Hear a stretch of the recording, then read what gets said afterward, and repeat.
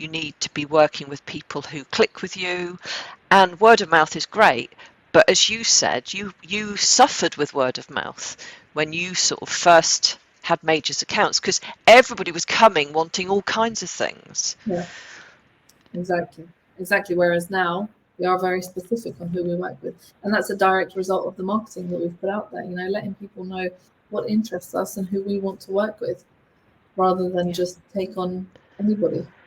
Yeah, and how does that kind of conversation work then, when whether it's on an email or phone, or because I guess one of the things I always talk about is the first question you don't want to be asked is price, because that's a massive red light flashing, isn't it? Because then they don't really understand who you are and what you offer. So yeah, I mean, within the conversations we have with clients, anyone who comes in, we are very clear in who we are, what we do. And one thing that we've started to do is let clients know that this is how we work, this is what we will do, this is what is expected of you.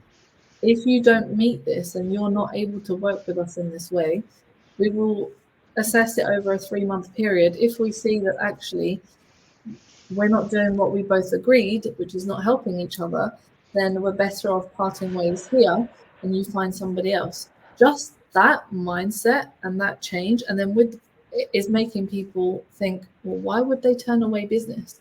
Which then automatically price is not so much an issue, because we're confident in what we do. So if somebody says, well, I don't agree, I think this is too expensive, we'll say, that's true. There's, even in the hospitality industry, you'll have a gourmet restaurant, you will have McDonald's, you will have something else. It depends where you want to be in that spectrum and what kind of service that you want. If you want something for a much cheaper price, then you need to find somebody who provides that service. So, and which we're okay with. If we're not the right people for you, that's absolutely fine.